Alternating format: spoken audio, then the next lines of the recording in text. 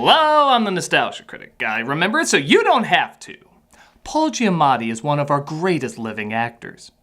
And the Rhino from Amazing Spider-Man 2. And this blue guy who tormented Malcolm in the Middle. We're talking about that one.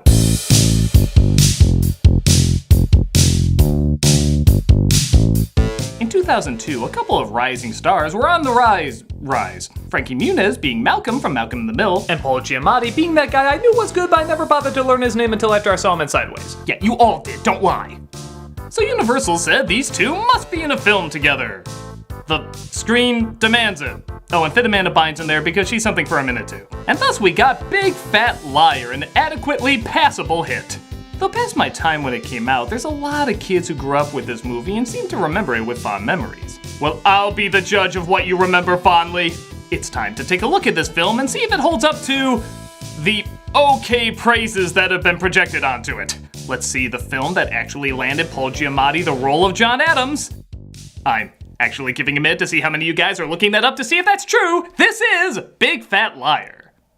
We open with a typical 2000 song that once again sounds like an old smoking woman has something in her throat. Come on, and tell me why you're staring. I don't know, I can't hack it up. God, music sucked back then. As Frankie Muñiz plays a boy named Jason who gets tripped by some bullies. They steal his skateboard, which means he's late to school and therefore gets locked out. Come on and stop. How exactly does this work? When we used to screw up, we were punished by being kept there, not by being kept out. He gets the attention of his friend Kaylee, played by Amanda Bynes, who makes a distraction in class while he sneaks in. You looked a little flushed. I was just creating a cross draft. Why don't you read us your story? You know what? Let's give someone else a chance. You did do it, didn't you? Like Thomas Hayne Church in Sideways, another Paul Giamatti film you were in! Okay, that joke was much more underdeveloped than I thought. It's a work in progress.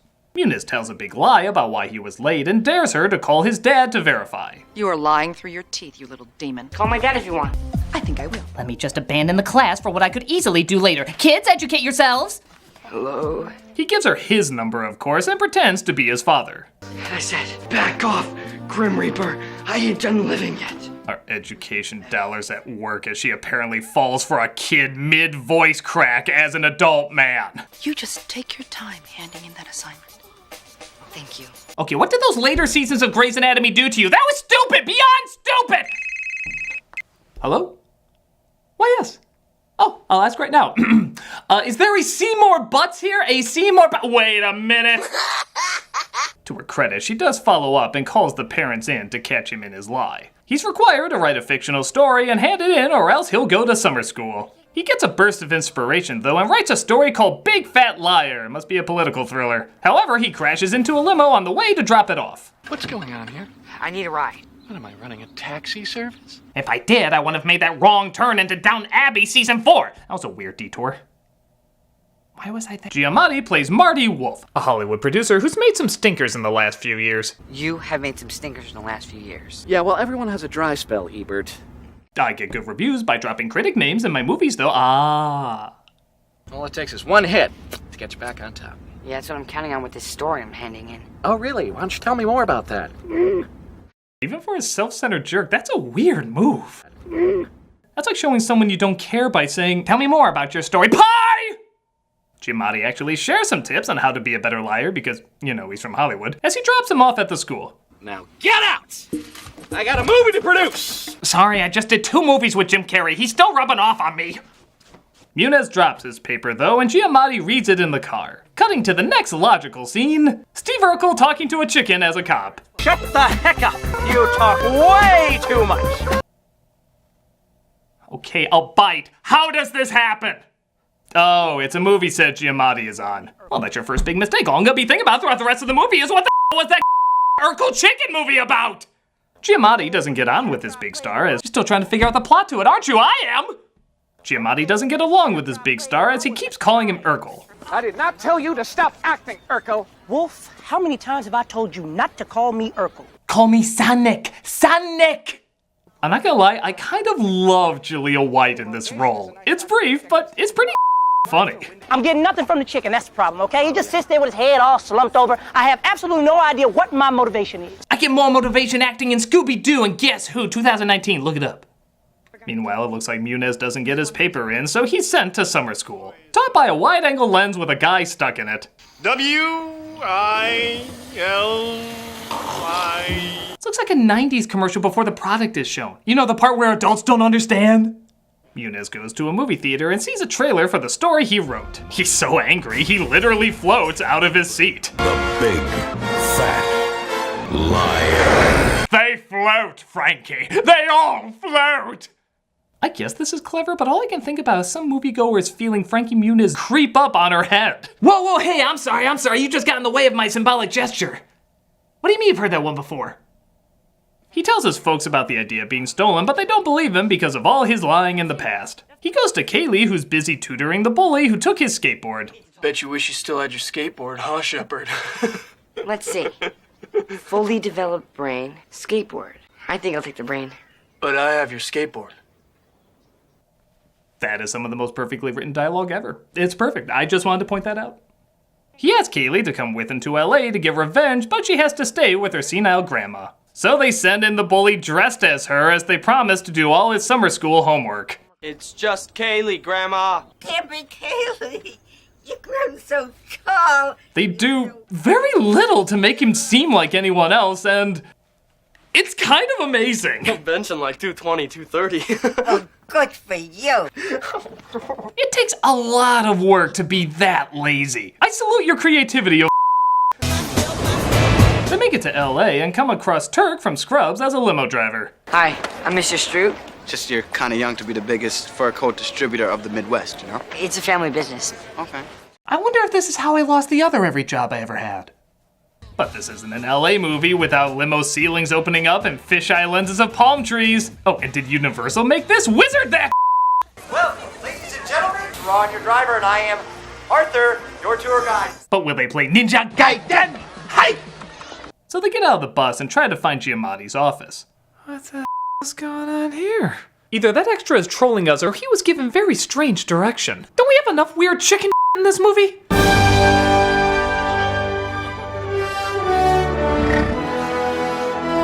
Don't smile at that. Uma Thurman was sweating in one of those for Batman and Robin. That should have been burned for so many reasons!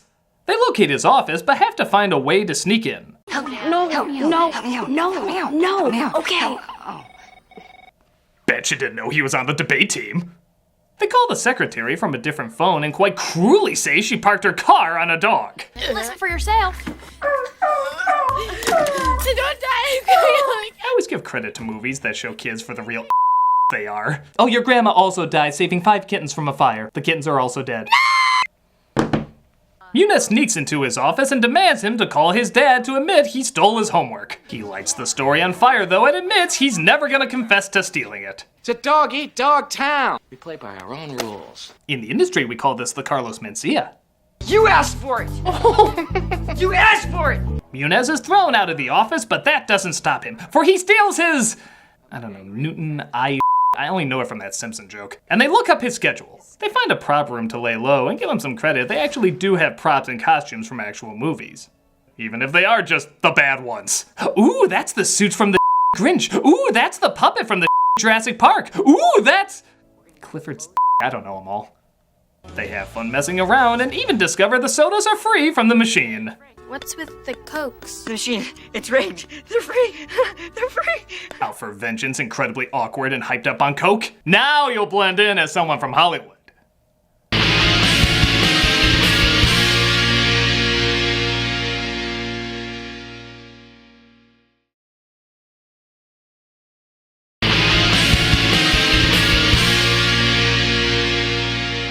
So they call Turk to pick them up, even though he finally puts together what's going on. I got some R-rated dialogue for you, but I'm gonna keep it PG. Though technically that means I can use the F word once, and by God, I'm gonna exploit that loophole!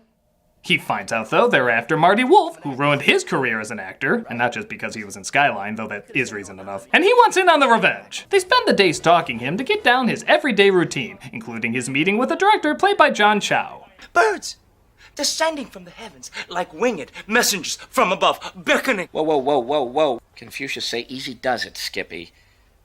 Oh, you did not just Confucius me. You know, Confucius has a saying about that, and They grab a bunch of props and costumes to sabotage his day, but by looking how he gets up in the morning, it kinda seems like he'll sabotage himself at some point. It's showtime, Mr. Funnybones. You cute little monkey, you. Took his training from Planet of the Apes very seriously. They pour blue dye into his pool and Home Alone all his stuff while he swims. Well, if Sean Young can dress up like Catwoman to try and force a recast, I can dress up like David Cross to try and be on Arrested Development! Actually, maybe that's not such a good idea.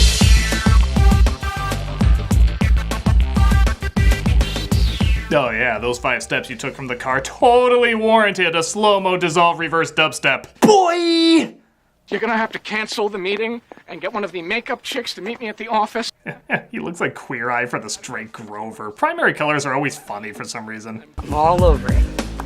They send Wolf to the wrong house though, and he interrupts a kid's birthday party who confuse him for a clown. It's the clown! Let's part up! Excuse me, senorita. Again, embracing children.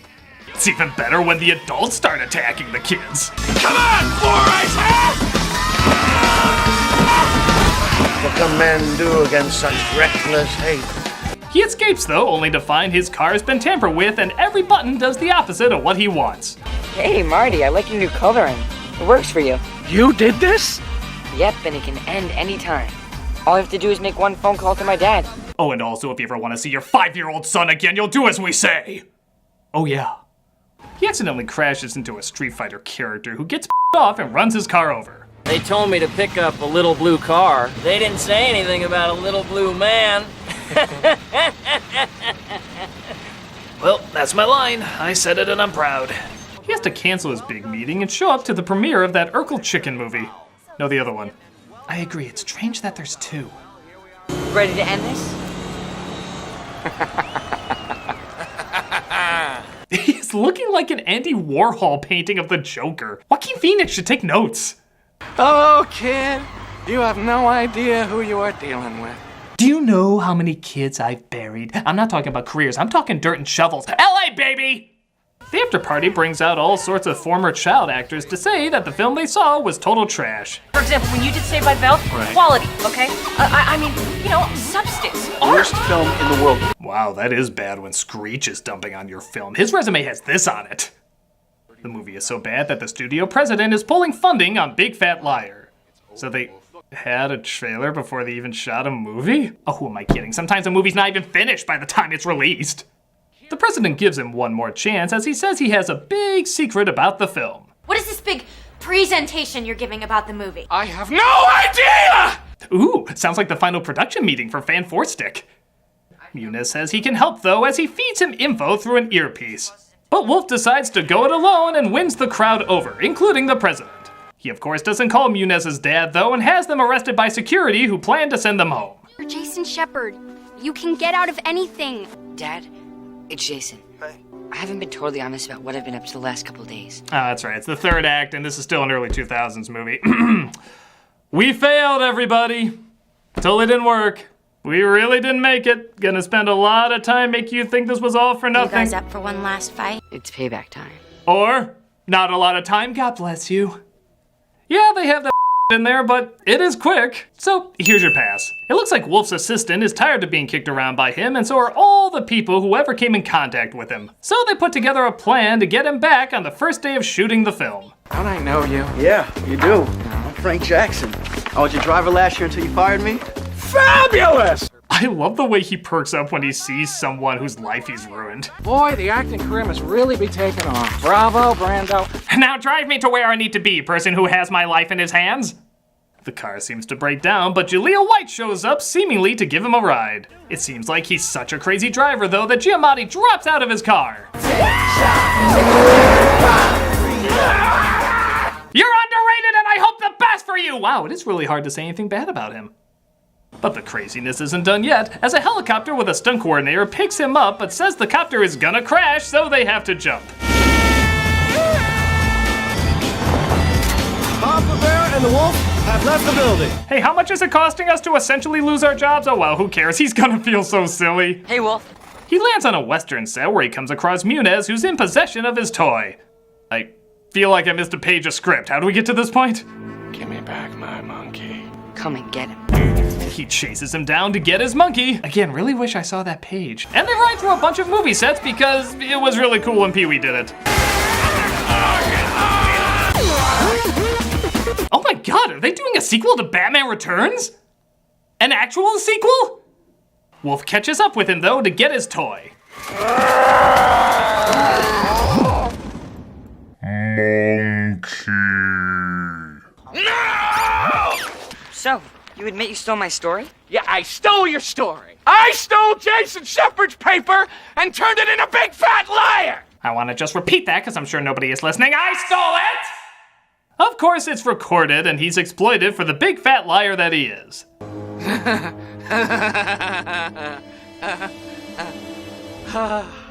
Okay, this is an origin story for a Batman villain, right? I am gonna get you, Shepard! Muñiz jumps off the building into a giant pillow where his parents saw the whole thing. Look, this movie even got made with Turk as the star. Yeah, I started calling him Jaleel White, but he's still Turk to me.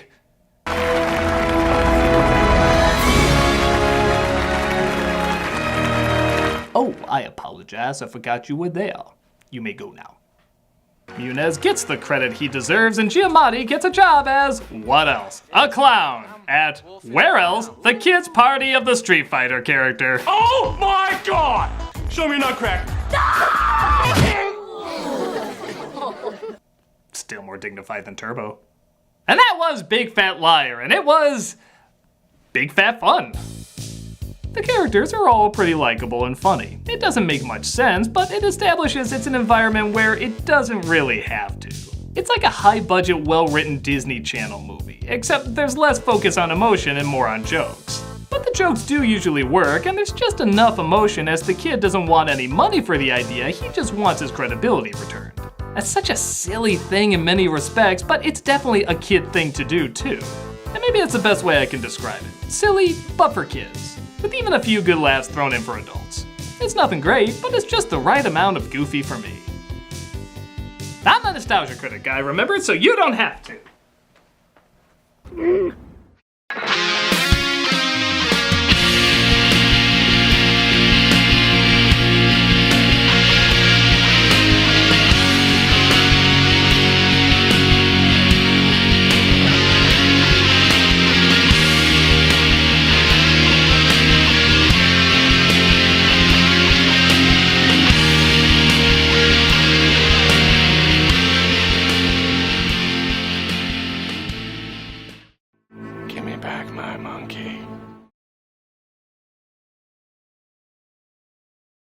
Hey, Doug Walker here doing the charity shout out, and this week we are doing Food Bank for New York.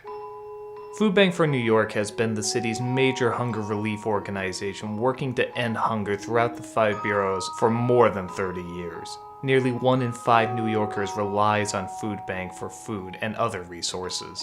It takes a strategic, multifaceted approach that provides meals and builds capacity in the neediest communities, while raising awareness and engagement among all New Yorkers. Through its network of more than 1,000 charities and schools citywide, Food Bank provides food for more than 63 million free meals for New Yorkers in need.